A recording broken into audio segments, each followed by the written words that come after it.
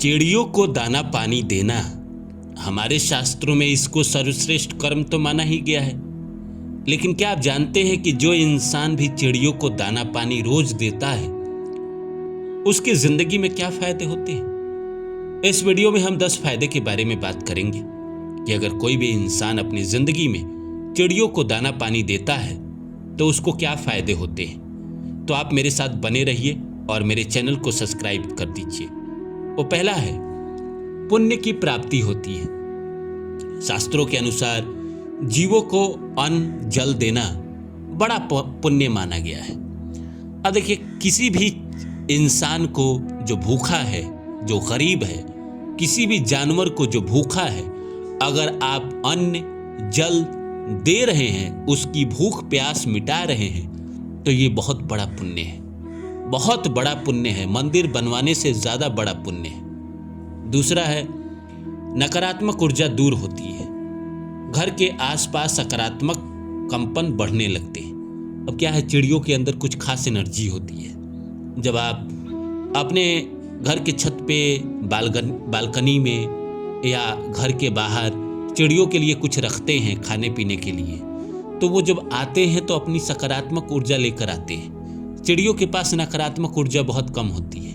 वो किसी का बुरा तो करते नहीं है, वो लूट मार तो करते नहीं है, उनके अंदर किसी के लिए दुर्भाव तो है नहीं, वो किसी के बारे में गलत तो सोचते नहीं है कि उनके पास नेगेटिव एनर्जी रहेगा।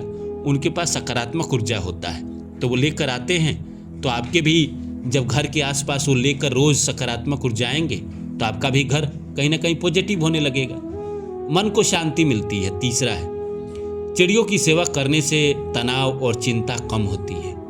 अब रही बात, तनाव चिंता तो तभी होगा ना जब नकारात्मक ऊर्जा रहेगी।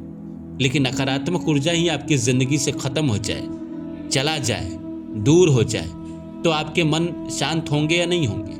होंगे ही। कौन रोक सकता है मन को शांत होने से?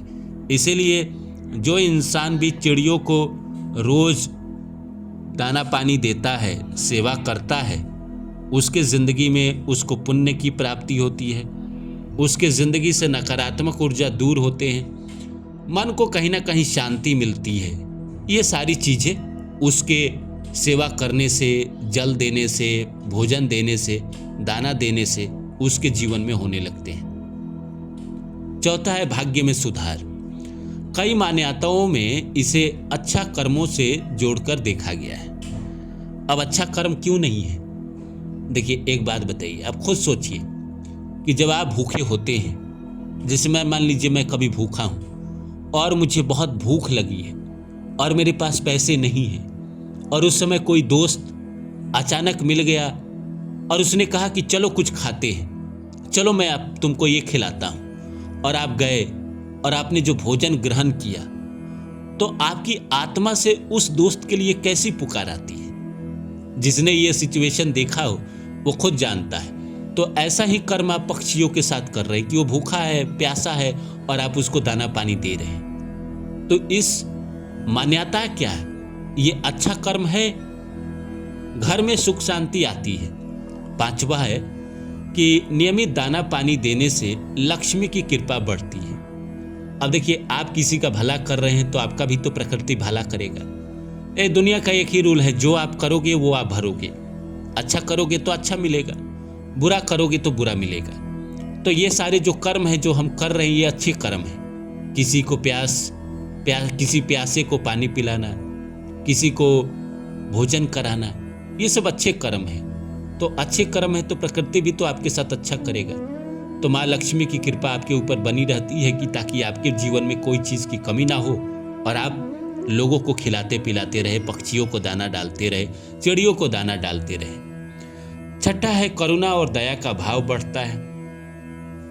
अब एक बात बताइए, क्या ये पापी आदमी कर सकता है?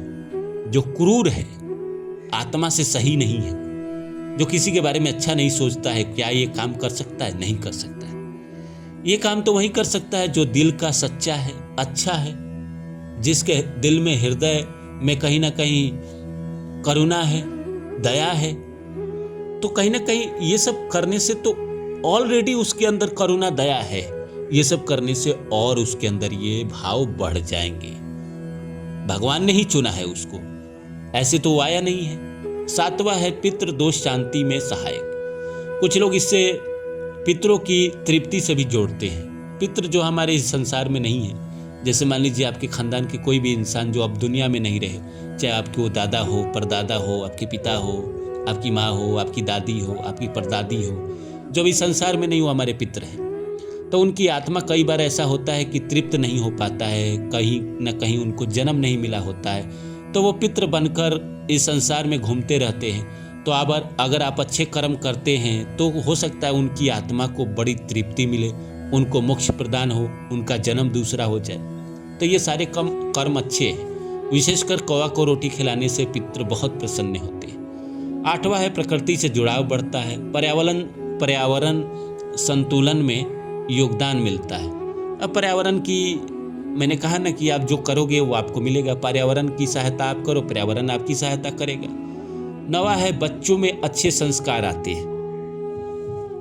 अब बच्चे आपके किए गए कर्म को तो देख ही रहे हैं। जैसे बच्चा सीखता क्या है, जो आप करते हैं वही सीखता है। तो आप अगर पक्षियों को रोज दाना दे रहे हैं और आपका बच्चा देख रहा है, छोटे उम्र से ही देख रहा है, तो उसके अंदर भी ये भाव आएगा कि मेरे पिताजी ये करते थे तो मुझे भी करना चाहिए, मेरी माताजी ऐसा करती थी तो मुझे भी करना चाहिए। तो बच्चे के अंदर ऑटोमेटिक स्वभाव वैसे आने लगते हैं।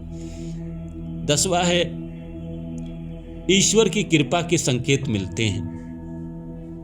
निस्वार्थ सेवा को भगवान शीघ्र स्वीकार करते हैं। निस्वार्थी सेवा है ना, इसमें क्या ही लालच है। अगर आप ये मान के कर रहे हैं कि मैं ये कर रहा हूं तो मुझे फायदा होगा ही होगा, तो कहीं ना कहीं आप गलत कर रहे हैं। ऐसा मत करिए, आप अपना कर्म करिए। भगवान कृष्ण भी गीता में ही कहते हैं कि कर्म पे तुम्हारा अधिकार है, तुम कर्म करो, फल पे तुम्हारा अधिकार नहीं है। तो फल की चिंता छोड़ दो, तुम बस करते जाओ। ऑटोमेटिक जब समय आएगा तो तुम्हें फल मिलेगा ही मिलेगा। तो ये कुछ 10 फायदे थे कि जो मैंने आपको इस वीडियो में बताया कि कोई भी इंसान अगर अपनी ज़िंदगी में चिड़ियों को दाना पानी देता है तो उसको क्या फ़ायदे होते हैं। मैं कभी कभी कोशिश करूँगा कि अगर हो सके तो मैं आपको नुकसान भी बताऊं अगले वीडियो में। नमस्कार, फिर मिलते हैं।